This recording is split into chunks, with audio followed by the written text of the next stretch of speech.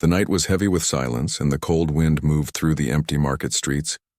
In the center of the trading yard stood a giant iron cage, taller than any human could reach, and inside that cage was the alien Giantess. Her body was strong, her skin pale under the moonlight, and her long hair fell across her shoulders like a curtain hiding her face. But her eyes carried a story of deep pain, of betrayal, and of fear that no words could explain. The traders had written her fate with a single cruel label, too big to breed. She was not seen as life, not seen as a soul, only as an object of profit. The Giantess sat in silence, her hands tied in heavy chains, her feet locked with thick steel.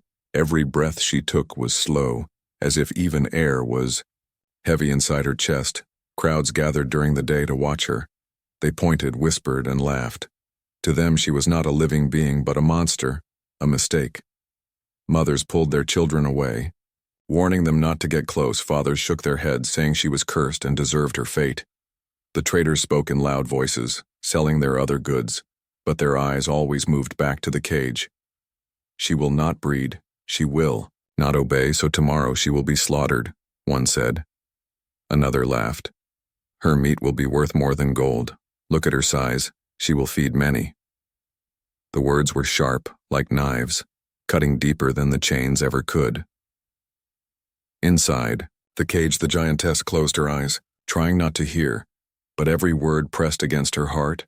She remembered the day she was taken, dragged from her land, torn away from her sky. She remembered how she had begged them to see her not as a mistake, but as someone who wished to live free, but none listened. They only saw her height, her body, her difference, and for that they decided she was less. Night after night she waited, hoping someone, anyone, would see her as more. But hope had become thin, like smoke fading in the wind. The cage was her world now, and the market was her prison.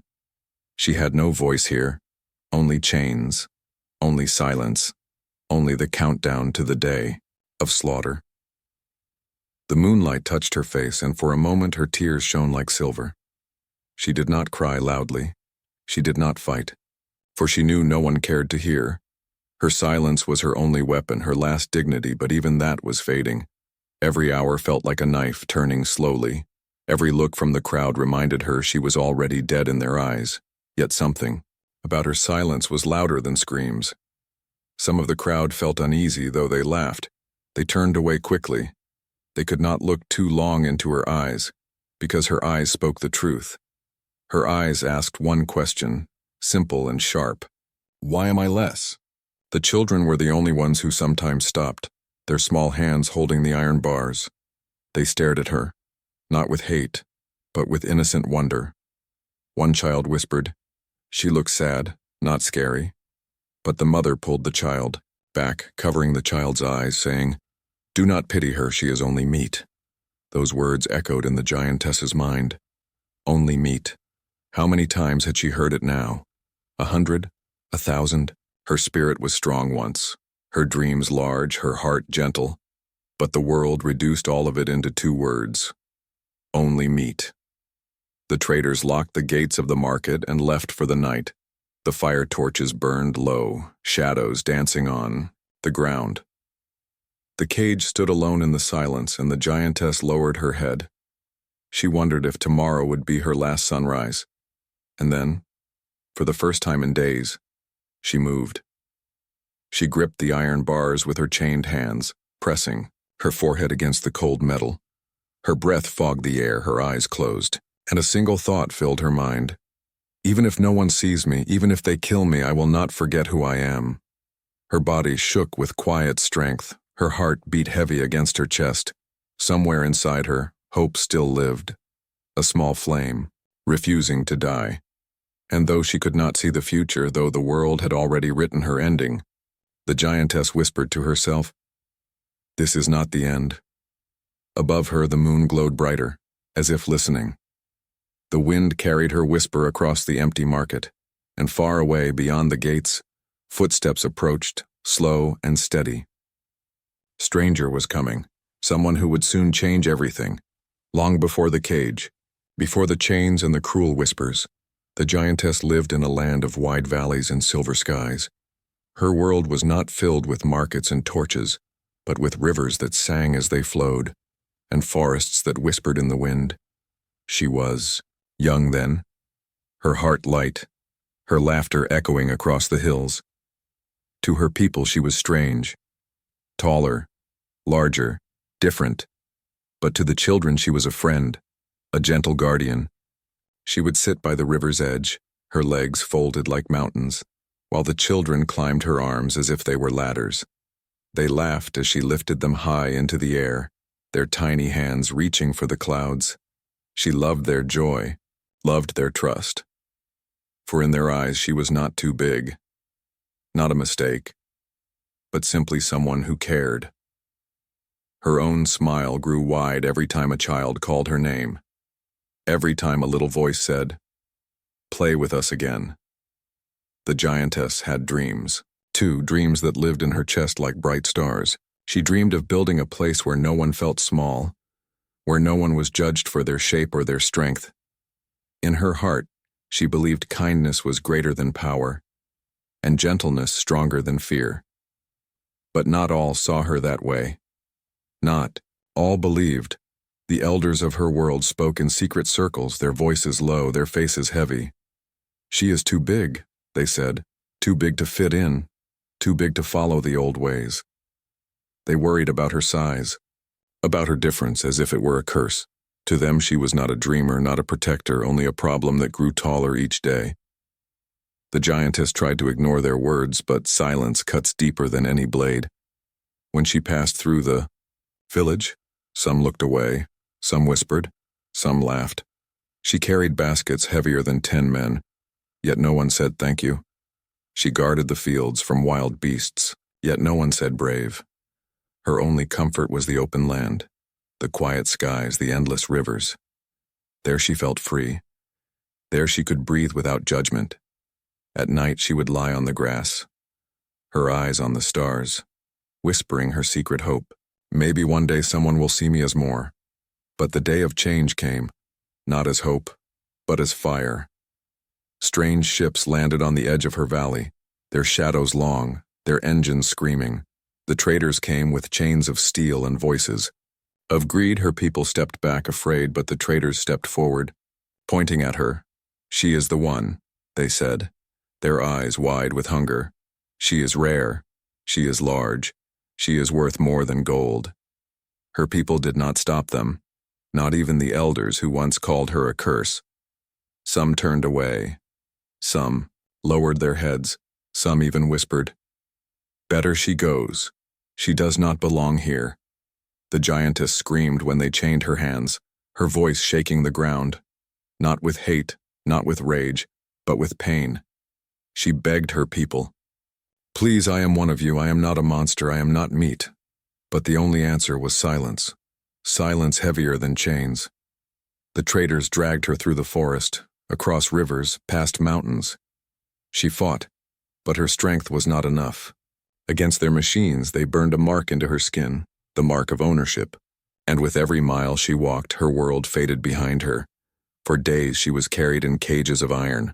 For nights she was tied under strange stars.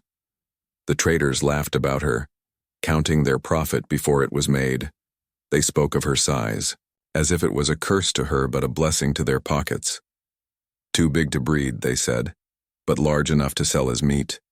Each word sank into her heart like stone. She closed her eyes, remembering the river, the children, the laughter. But memory could not stop the pain, could not break the chains. Her dreams began to crumble one by one, until only a small piece remained. That piece was fragile, but it lived. It was the memory of a child's hand, small and warm, holding hers without fear. That memory whispered to her, "You are not a mistake." It told her to keep breathing, to keep hoping. Even in darkness now, inside the market cage, she often thought back to that time. She remembered her home, her people, the sky she once called her own, and she asked herself again and again, why did they not see my heart? Why did they not protect me?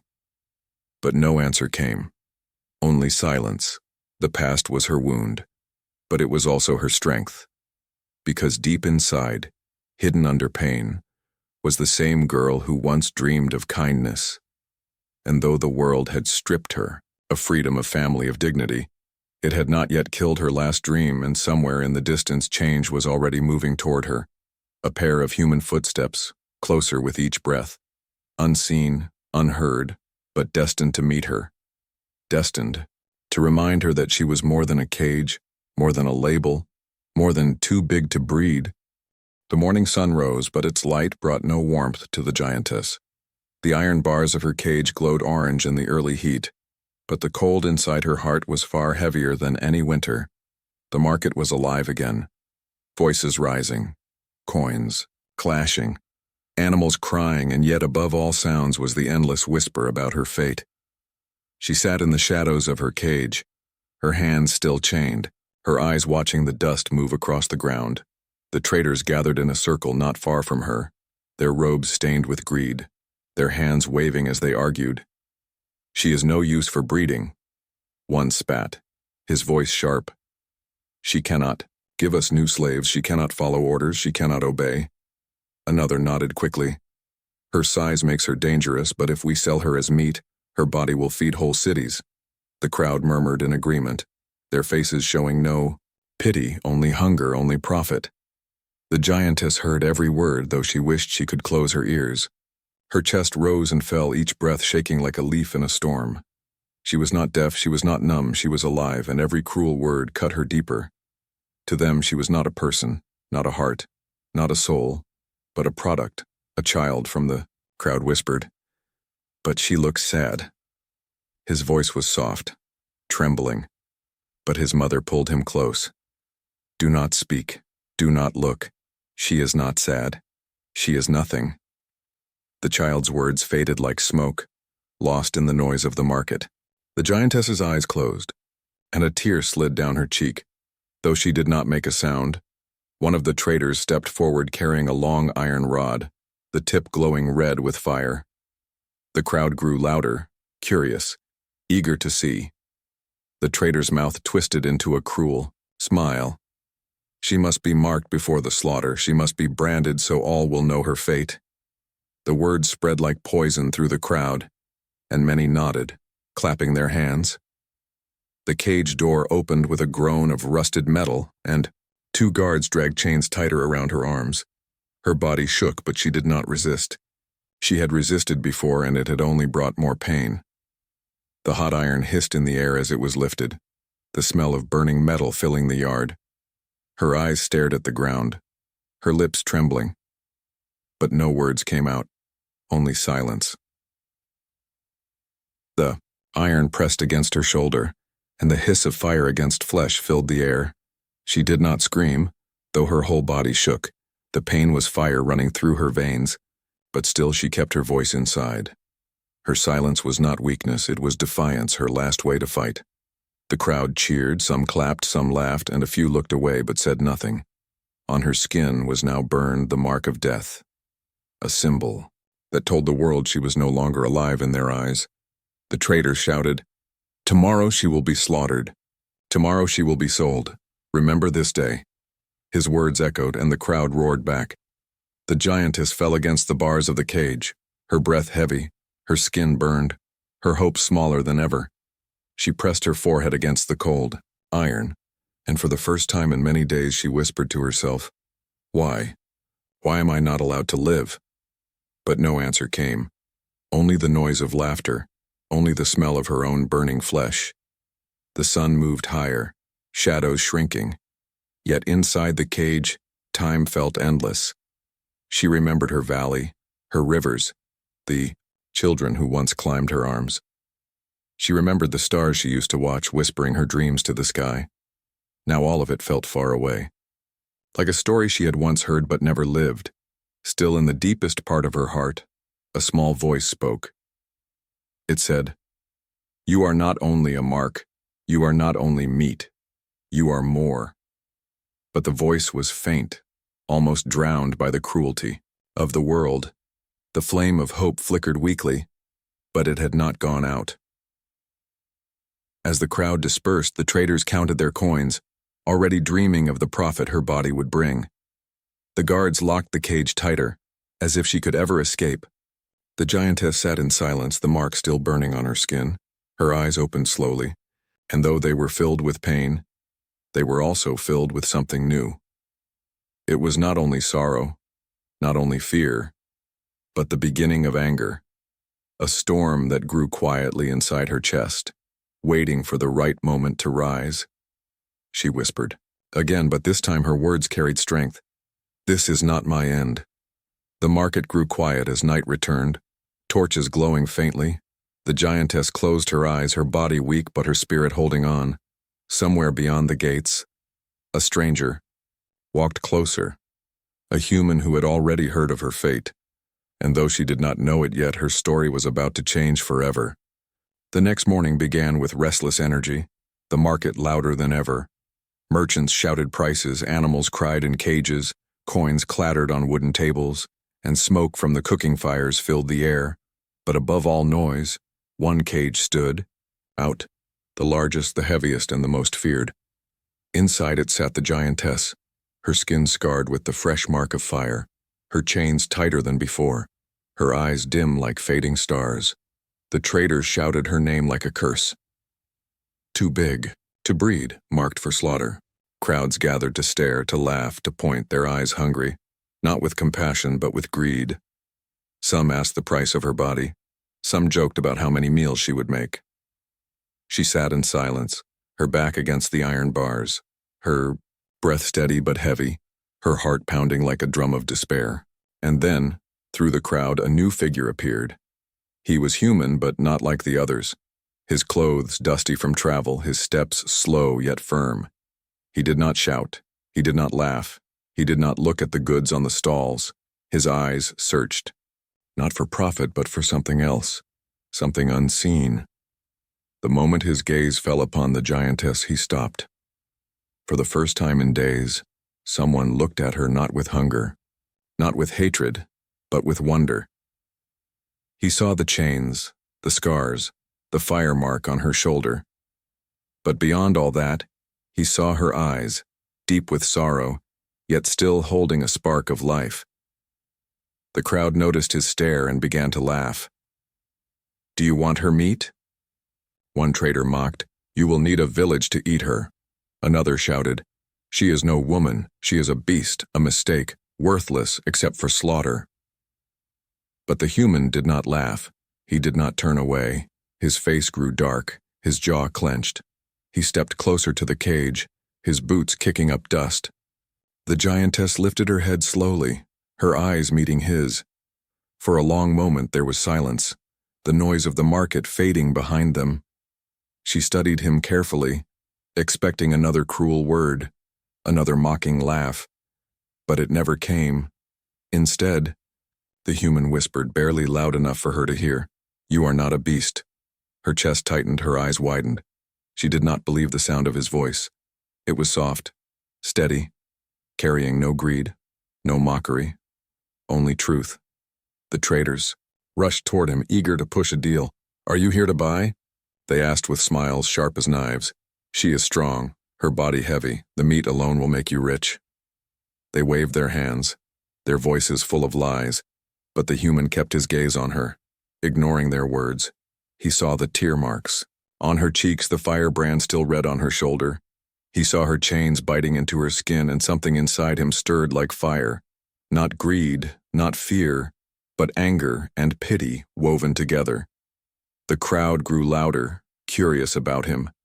"Who is this man?" they whispered. "Why does he stare at her like that?" Some laughed, some spat, some shook their heads.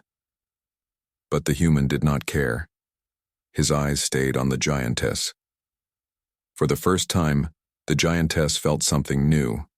It was not freedom, not yet, but it was the weight of being seen, truly seen. She did not understand why his eyes carried no judgment, no disgust, and though her lips did not move, her heart whispered. "Why?" The traders pressed harder, their voices rising. "Take her now, pay the price, she will not live another day. Her meat will spoil if you wait." But the human raised his hand, silencing them. His voice was calm but firm, carrying across the yard. "I am not here to buy meat," he said. The words cut through the noise like a blade. The crowd gasped. Some laughed louder, thinking him mad, but the giantess's breath caught in her chest, her heart racing. He stepped even closer to the cage, his hands brushing against the cold iron. He whispered again, so only she could hear. "You are alive, and you deserve more than this." Her eyes filled with tears, her lips trembling, her silence heavier than any scream. The traders frowned, their smiles fading. "What nonsense is this?" One barked, "She is nothing but profit, you speak like a fool." Another hissed, "Do not waste our time, if you want her you must pay, if not, leave." But the human did not move away, his gaze locked with hers. The giantess shifted slowly, her chains rattling, her head tilting as if to understand him. Her voice had been silent for so long, but inside a storm was waking. She wanted to believe his words, but fear chained her hope. Still, in the depths of her eyes, a question burned. "Will you save me?" The sun climbed higher, the market growing restless, the traders impatient. But the human stood calm like a rock against the tide. The air between him and the giantess was heavy with unspoken truth, and though neither knew what would happen, next the moment had already changed everything. The crowd muttered, confused, irritated, but curious. Some mocked, some sneered, but a few watched quietly, unsure. The giantess lowered her gaze for a moment, then lifted it again, stronger this time. For the first time, hope flickered in her chest, faint but alive. And as the human finally turned to face the traders, his voice rose louder. "I will take her," he declared. The market froze, silence cutting through the chaos. The traders stared, the crowd gasped, and the giantess's heart pounded like thunder. For the first time since her capture, her story shifted. Not fully free, not yet safe, but no longer alone. Because in the crowd of laughter and cruelty, one human had seen her, and in that moment everything began to change. The market stood frozen, every voice caught in silence. The human's words echoed through the yard like thunder. "I will take her." The traders blinked, confused, then burst into laughter. The crowd roared with mockery, their voices sharp as knives. "You?" one trader shouted, his face red with disbelief. "You will take her? What will you do, feed her alone with scraps of bread?" Another laughed louder. "She is not a pet, she is not a servant, she is meat, and meat does not belong to a fool." "Like you." The crowd joined in, pointing, clapping, shaking their heads. To them, the human was mad, insane, a dreamer walking into fire. But the human did not flinch. His eyes stayed firm, his steps steady. He walked closer to the cage, his hand resting against the iron bars.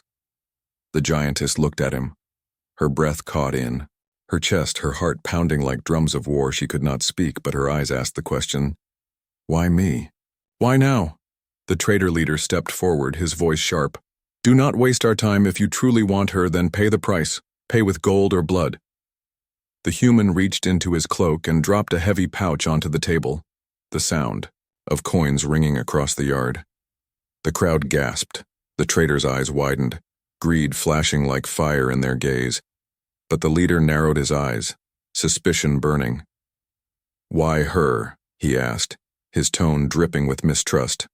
"Why this cursed giantess, when you could buy 100 slaves instead?" The human's voice was calm, steady as stone. "Because she is not cursed, she is alive, and she is worth more than your coins will ever be." The crowd fell silent for a moment, their laughter caught in their throats. The giantess's eyes, filled with tears, her chest trembling with a feeling she had not known for so long. Someone was speaking for her. Someone was fighting for her. Her silence had finally been broken by another's voice. The traders looked at each other, their greed stronger than their doubt. They counted the coins, weighed the pouch, nodded slowly. "Fine," the leader spat. "She is yours, but remember this. She will bring you nothing but trouble. Her size will be your curse." His words were bitter, but his hands clutched the gold like a starving man clutching bread. The cage door creaked open, The chains rattled as guards unlocked the locks. The crowd leaned forward, eager to see what would happen. Some whispered, "He is a fool, she will crush him." Others sneered, "He will regret this before the day ends." But the giantess did not move. She sat still, her body shaking, her mind lost between fear and hope. The human stepped inside, his boots echoing against the iron floor. He reached for her chains, his fingers brushing against the cold metal that had bitten her skin for so long. And then, with steady hands, he unlocked them, one by one. The sound of breaking chains filled the air like music. The giantess shivered, her arms free for the first time in years. She lifted her hand slowly, staring at the marks on her wrists, the scars carved deep by iron. Her lips parted, but no words came, only a shaky breath that trembled like wind. The human looked up at her, his voice soft. "You are free now," he whispered. Her eyes widened, her heart racing, the word free echoing inside her chest. She had dreamed of it, longed for it, prayed for it, and now it was real. The crowd erupted again, some shouting, some laughing, some cursing. "He is mad," they cried. "She will never obey, she will destroy him." But the human ignored them, his gaze locked only on her. In his eyes there was no fear, only faith. The giantess slowly stood, her full height towering over the cage, the traitors, the entire crowd. Gasps filled the air, some stumbled back, some covered their mouths. She was massive, her shadow stretching across the yard, her presence undeniable. But beside her, the human stood without trembling, without retreating. For a moment, the world seemed to stop. The traitors, the crowd, even the wind held its breath. The giantess looked down at the man who had claimed her not as meat, not as a curse, but as a living being. Her lips trembled, and for the first time since her capture, she whispered a sound. It was not a full word, not yet, but it was enough. A broken whisper, soft as a sigh, but filled with more power than the shouts of the traitors. "Why?" she breathed, and though her voice was weak, the human heard it, every syllable carrying the weight of her pain. He looked up at her, his voice steady, his answer simple. "Because you deserve to live." The giantess's chest shook, her tears falling like rivers, her chains gone, but the scars still heavy. And yet for the first time she felt something stronger than despair. She felt hope. The traitors sneered, the crowd laughed again, but their noise no longer mattered. The giantess's eyes shone, her spirit rising from the ashes of her suffering. She was not meat, not cursed, not nothing. She was alive, and someone had finally seen her. As the human led her out of the cage, the market erupted into chaos. Some cursed his name, some mocked him, some warned him.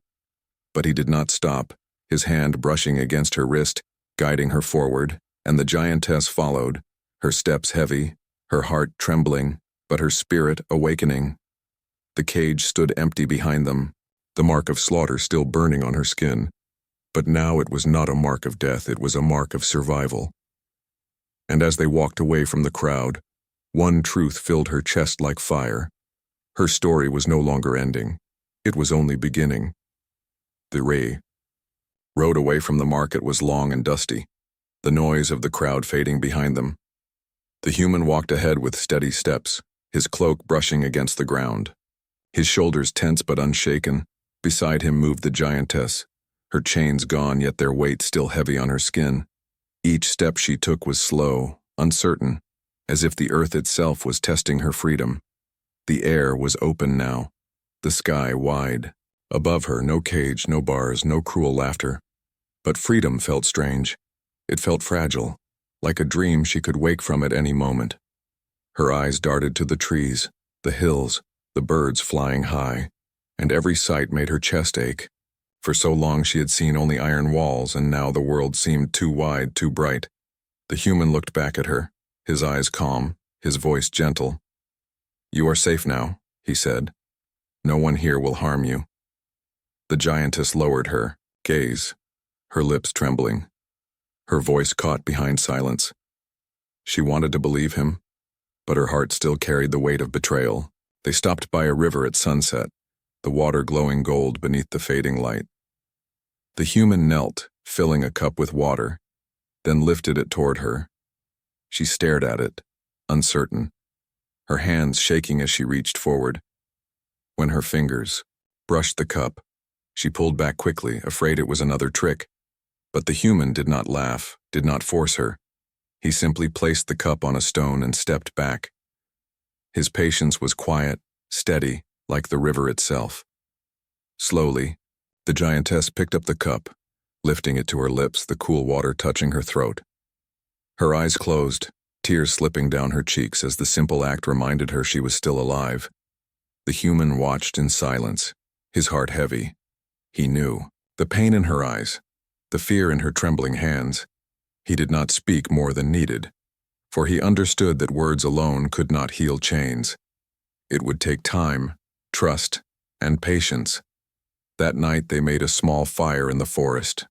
The stars, bright above them, the human sat close to the flames, sharpening a piece of wood into a spear. The giantess sat nearby, her arms wrapped around her knees, her body curled as if still hiding inside a cage. The silence between them was not empty. It was waiting for trust to bloom. At last, the human spoke, his voice low but steady. "You are not what they said you are," he whispered. "You are not a curse, not meat, not nothing." The giantess looked at him, her eyes wide, her breath caught. No one had ever spoken to her like that. No one had ever said she was more. She lowered her head, her lips moving slowly. Her voice was broken, fragile, but it rose like a quiet song. "Why, did you save me?" she asked, the words trembling like a child's first steps.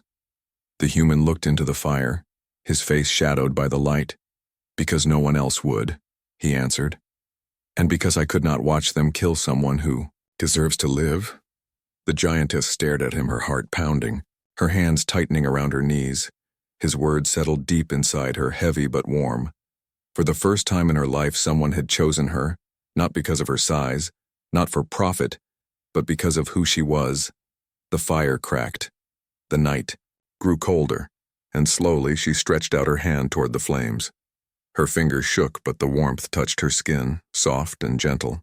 She remembered the children who once held her hands without fear, and now, sitting beside this human, she felt a piece of that old warmth return.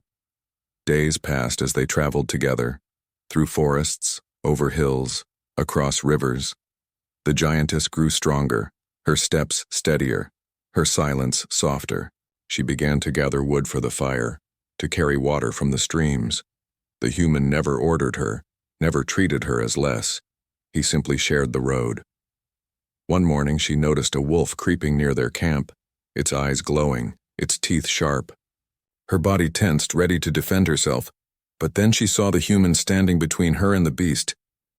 His spear lifted, his stance firm, though he was small compared to the wolf. Fear struck her chest, not for herself but for him. Without thinking, she rose, her shadow towering, her voice breaking into the air for the first time in strength. "Go!" she roared at the wolf, her voice shaking the trees. The animal froze, its ears flat, and in fear it fled into the forest. The human turned, his eyes wide, his breath caught, but then a smile touched his face. "You saved me," he whispered. The giantess lowered her head, her cheeks burning, her lips trembling with emotion. She had always been told she was a curse, a burden, too big to belong. But in that moment, she had protected someone. She had given something no one else could. The bond between them grew stronger, not built on chains or power, but on trust. She began to speak more, her words simple, her voice soft. He began to listen more, his silence filled with care. Together they walked, two souls once broken, now mending slowly side by side. And though danger still followed them, though the hunters still searched for her, the giantess no longer felt as alone, because now she had someone who saw her heart, not her size, someone who treated her as life, not as meat, under the stars, by the fires, across the rivers and through the forests. Their bond grew, gentle but unshakable, and deep inside, the giantess began to believe what she once thought impossible, that maybe, just maybe, she was not too big to be loved. The forest was quiet, the air heavy with mist, the morning sun hidden behind gray clouds. The human and the giantess walked side by side, their bond stronger than before. For days they had traveled together, sharing food, sharing silence, sharing a trust that grew with each step. But peace never lasts long in a world built on greed. Far behind them, hunters moved like shadows, their armor dark, their eyes sharp with hunger. They carried nets made of steel, ropes soaked in fire oil, and blades forged for slaughter. The traders had paid them well, promising riches if they returned the giantess. And now they followed her trail, their voices low, their plans cruel. The giantess felt it first, a tremor in the air, a sound too soft for human ears. Her body stiffened, her eyes scanning the trees, her heart pounding. The human noticed her sudden silence, his hand moving to the spear at his side. "What is it?" he asked, but her gaze was already fixed on the shadows. The hunters struck like wolves, their nets flying through the air, their torches blazing, the forest filled with shouts, with the crack of ropes, with the scream of fire. The human pushed forward, his spear raised, but he was only one against many. The giantess roared, her voice shaking the branches, her eyes blazing with fury. They tried to bind her, to pull her down with chains, but this time she did not bow. Her hands tore through the ropes, her feet crushed the nets, her body no longer trembling in silence. For the first time since her capture, she unleashed her strength. Not for herself, but for the human who had given her hope. One hunter charged at the man, his blade aimed for his chest. The giantess moved faster than fear, her arm sweeping down like thunder. She struck the hunter aside, sending him crashing into the trees. Her breath burned, her heart roared. She would not let anyone harm him. The human fought too, his spear striking, his body swift, but it was her shadow that shielded him, her power that turned fear into fury. The hunters screamed, their confidence breaking, their numbers shrinking as they fled into the mist. Only a few remained, stubborn and greedy, refusing to leave without their prize. One lit a torch, throwing it toward her, the flames licking her skin. She cried out, but her pain became her strength. Her roar shook the ground. She grabbed a tree trunk and swung it, the fire scattering, the hunters falling back. Her chains were gone, but the scars on her wrists burned with new fury. The human called her name, his voice steady. "Enough, they are broken." Her chest heaved, her body shaking, her eyes blazing with wildfire. But slowly she lowered the tree, her breath slowing, her tears falling. The last hunters stumbled back, their courage gone, their greed drowned by fear. Silence returned to the forest, broken only by her heavy breaths. The human stepped closer, his hand brushing her arm gently. She looked down at him, her eyes wet, her voice trembling. "I am not meat," she whispered, her words firm, her spirit rising. He nodded, his voice soft but sure. "No, you are life and you are free." Her chest shook, her tears falling again. But this time they were not of despair. They were tears of release, of truth, of finally being seen. Together they left the battlefield behind, the forest growing quiet once more. The mist lifted, the sky opened, and the sun returned, warm and golden. She walked tall, her scars still burning, but her spirit stronger than ever. Each step felt like reclaiming a piece of herself that had been stolen. The human walked at her side, his small figure dwarfed by her shadow. But in her heart he was larger than anyone she had ever known, because he had given her what no one else dared to give. A chance, a voice, a life. That night they sat by the river again, the stars shining above. The giantess looked at her reflection, her scars clear, her sighs overwhelming. But for the first time, she did not see herself as a mistake.